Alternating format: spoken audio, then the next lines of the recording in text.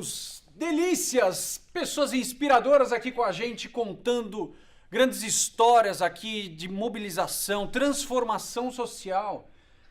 Evanise, dá mãozinha aqui, minha querida. Evanise Rodrigues fez uma apresentação bacanésima agora aqui para os nossos fenaenses aqui, para despertar cada vez mais essa consciência. Fala um pouquinho o que você trouxe aqui para nós que gerou tanta comoção, na verdade, Eva. Bom, a gente conversou um pouco sobre a questão das cidades, né? Eu trouxe a questão do direito à cidade, direito à moradia, trazendo a experiência que eu tenho do movimento sem teto, do movimento de moradia, mas principalmente, né, na capacidade de organização, na capacidade de gerar empatia, na capacidade de gerar projetos conjuntos, visões coletivas para transformar essas cidades. Então era um pouco essa conversa que a gente estava tendo lá. Legal. E aqui ao meu lado esquerdo, Fernando Costa, que fez uma apresentação também falando sobre como se apoia, né, esse universo entre vocês e principalmente a economia feliz. A ideia é dar uma consciência social, né, as pessoas despertarem da importância do seu trabalho no dia a dia. A economia da felicidade ensina o seguinte: os pontos que mais dá felicidade é o altruísmo, junto com as relações afetivas, com nossos parceiros, né, companheiros, amigos e tal. Em seguida vem o altruísmo, que é com pessoas que você não conhece diretamente. Sim. Então, quando você tem essa noção que no seu dia a dia você está fazendo algo que vai ajudar socialmente, você vai para o trabalho mais feliz, né? Você vai para o trabalho, acha que isso pode propiciar boa vida para os outros, e isso reflete na sua própria felicidade. Depois que vem saúde e liberdade. Você vê a escala dos economistas de felicidade mostra isso. A essência é cooperar com os outros. Eva, quando você fala sobre cada vez mais munir as pessoas de inteligência para o desenvolvimento de moradias, não é um assistencialismo, né? É uma construção conjunta. Isso, como vem acontecendo esse desenvolvimento? Bom, o movimento de moradia, né, ele tem como característica juntar as pessoas que têm problemas em comum. Então, a nossa identidade começa na hora que a gente percebe que a gente tem um problema em comum, temos a mesma condição e precisamos nos organizar para superar essa situação. Isso é a essência do movimento popular e que, portanto, fazer as transformações tanto estruturais necessárias para acontecer isso, garantia de políticas públicas, garantia de investimento social, mas também fazer aquela comunidade não esperar uma solução que venha de fora, mas se organizar, se municiar para ela buscar essa solução de problema. Seja na construção de moradia, que é onde a gente atua mais, mas pode ser, por exemplo, uma comunidade que precisa de um saneamento para um córrego, que precisa de uma creche comunitária, que precisa mudar a forma de limpeza pública. Então, ela vai se organizar e vai exigir políticas públicas, mas que não façam por ela, mas que sim dê capacidade para ela poder executar e tirar essa solução, inclusive do mercado, porque a gente tem uma questão muito importante, né? Quando a gente fala de moradia, a gente fala moradia é direito, ela não é mercadoria. Então, se eu espero que alguém venha e me traga uma casa pronta, seja o governo, seja uma entidade assistencial, e não me traz a capacidade de manter, de organizar aquele lugar, provavelmente aquele lugar, a experiência, a história mostra, né, que a gente teve muito investimento, às vezes, e um resultado muito ruim, de qualidade de vida ruim. Não só que a qualidade construtiva da casa, se é mais bonita, se é de melhor qualidade ou pior qualidade, mas que a vida que se organizou naquele lugar não ficou legal. Quando a gente faz que a organização das pessoas vem primeiro, depois vem a solução do problema, a gente garante que aquele conhecimento, aquela organização, aquela energia permaneça naquele lugar, produzindo outras coisas, resposta a outras demandas da vida. É interessante, posso até comentar. Se a gente pega o número de habitações que existe no Brasil, 3/4 foram autoconstrução.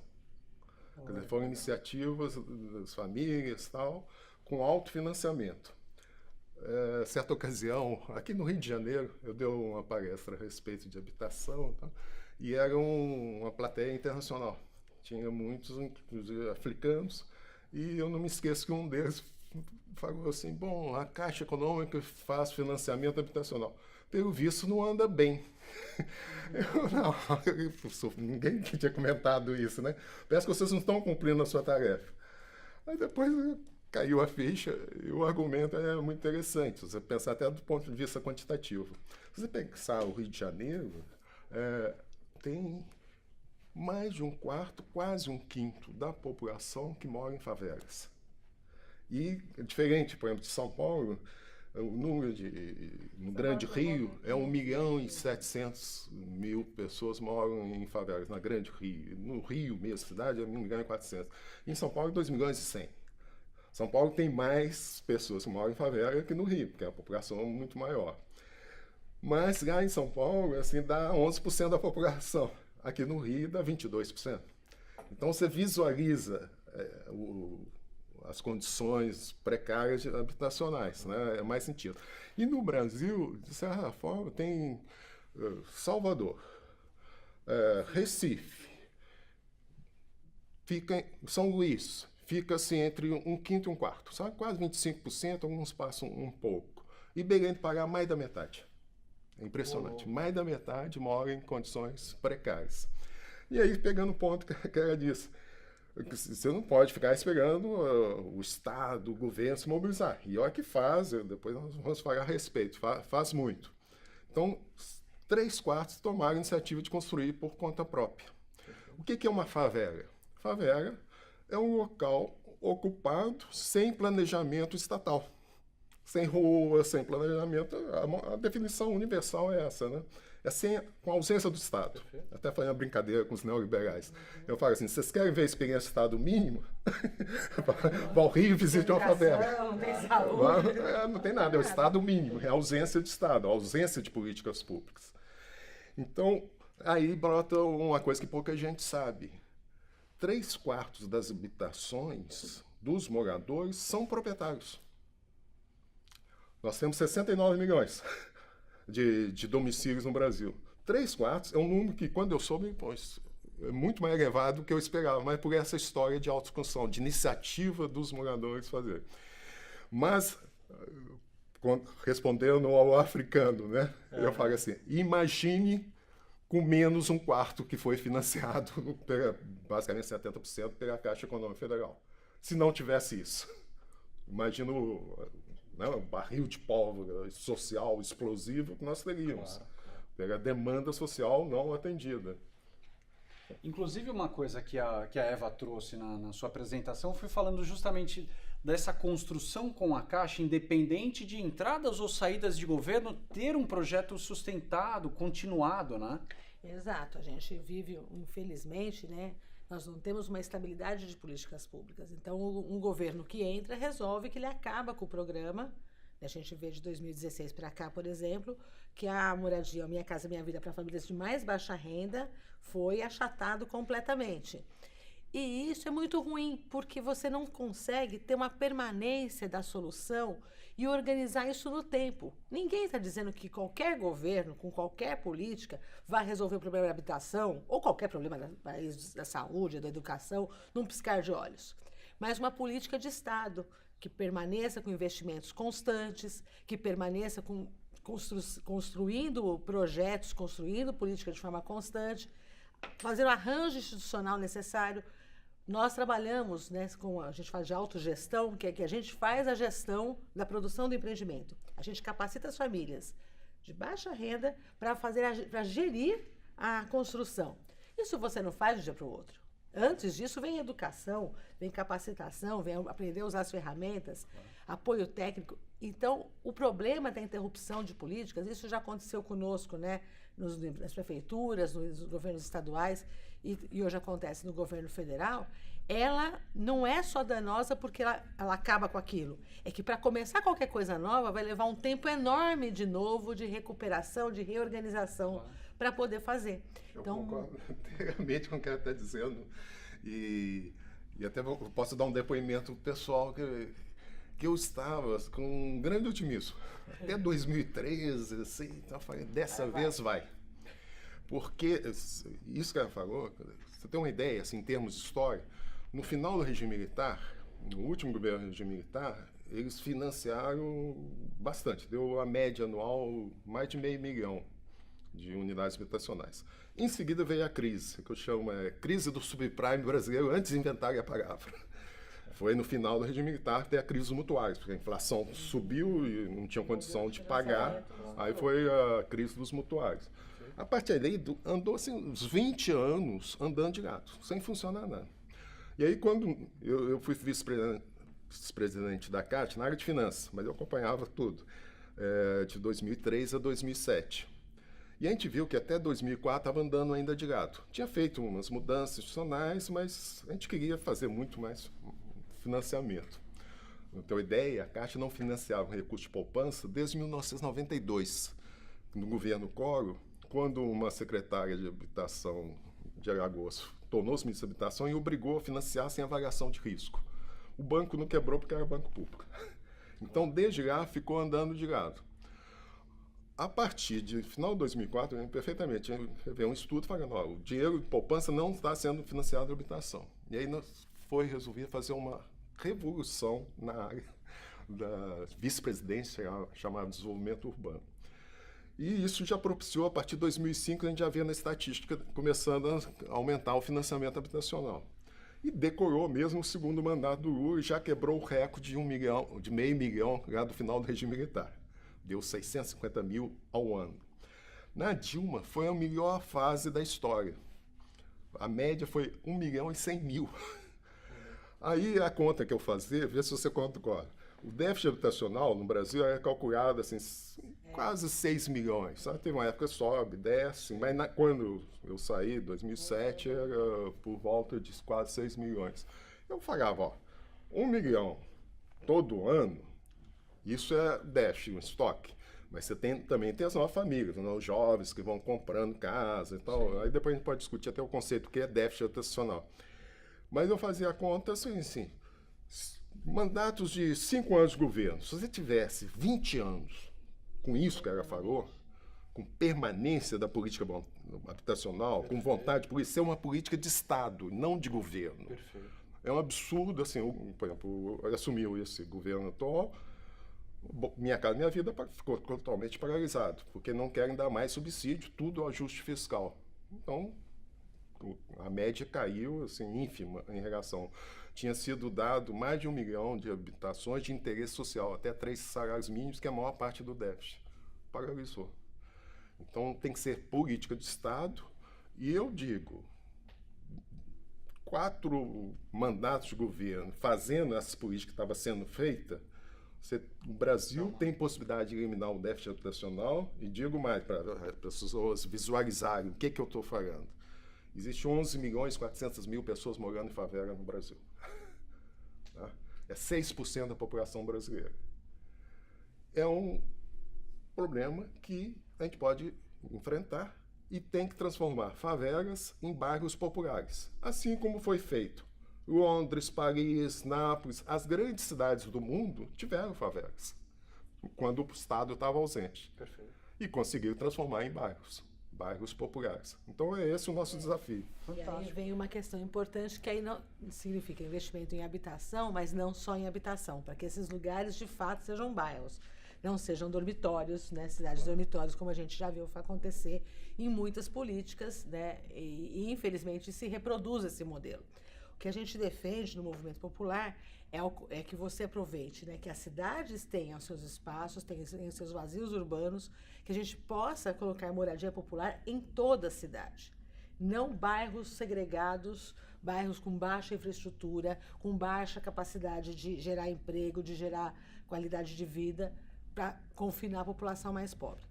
E essa, digamos assim, é onde nós não avançamos. Essa ainda é um desafio que a gente precisa claramente enfrentar, porque senão também você vai criando os guetos da cidade. Claro. Então, tanto as políticas do BNH quanto boa parte do Minha Casa Minha Vida gerou novos guetos. Gerou confinamento de população com baixíssima qualidade de vida. E principalmente, se você pensar, né, que a cidade como um espaço de troca, de circulação, você retém essa circulação.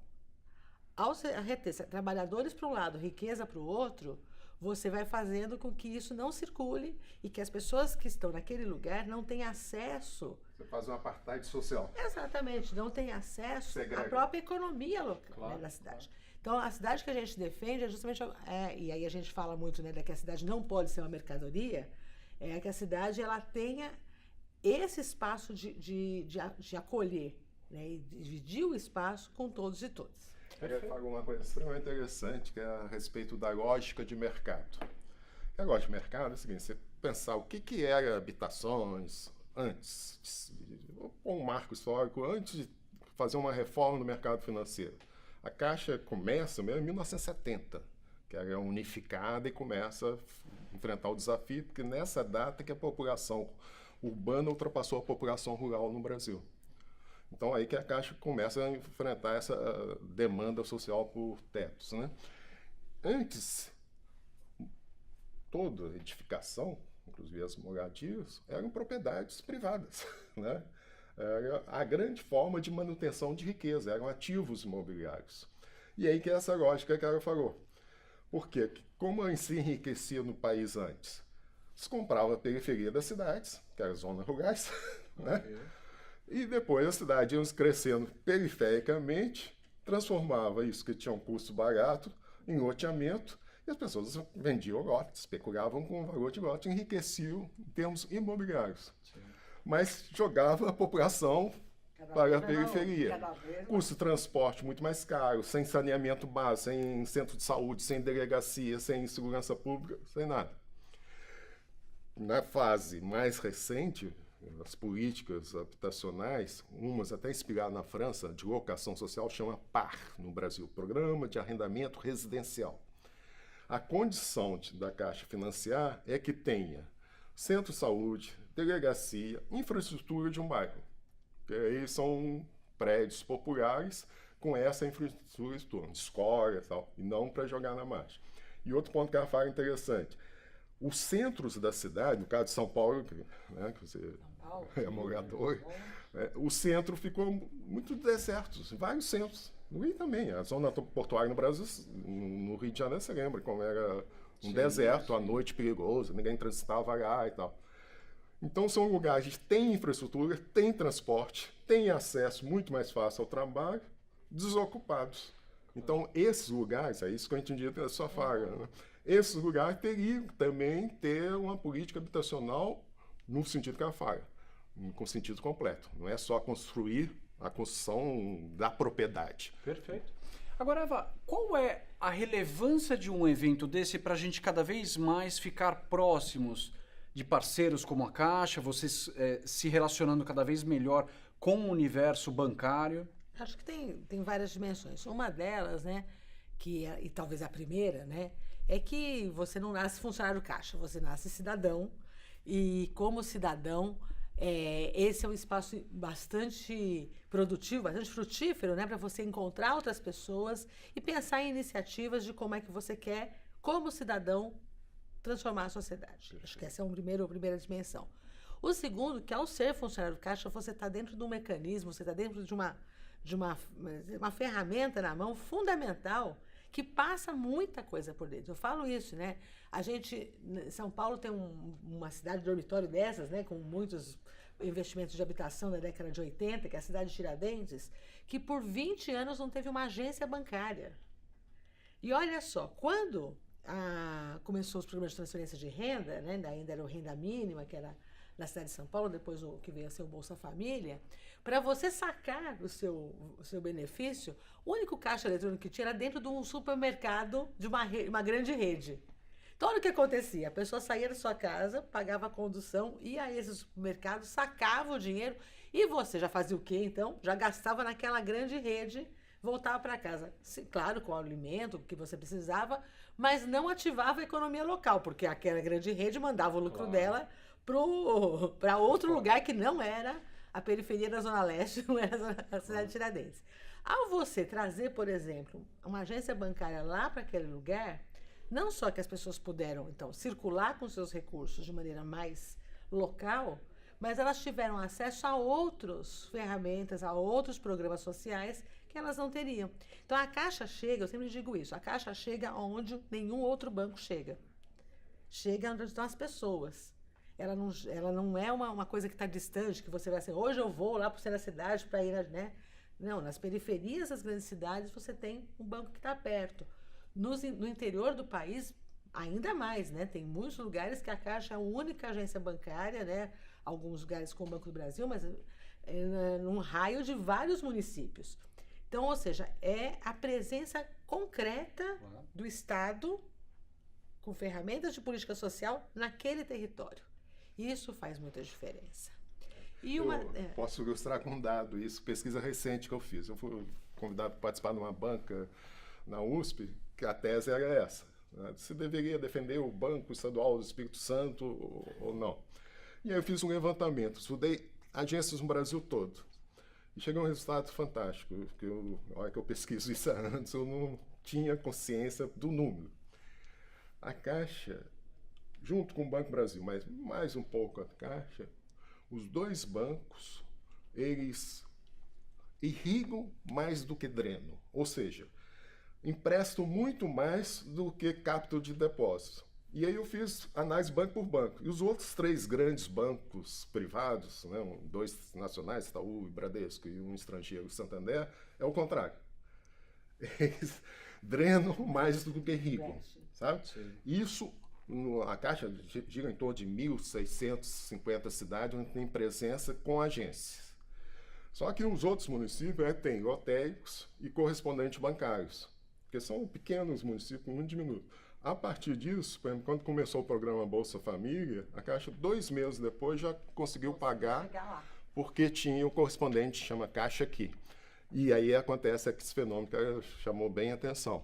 Você passou o dinheiro girar na própria economia, porque antes eles iam para outra cidade e gastavam nas outras, e não desenvolvia a economia local. E uma terceira coisa que eu acho importante, ou seja, né, são pessoas que trabalham na Caixa em diversos setores e diversos territórios brasileiros, né, do Brasil.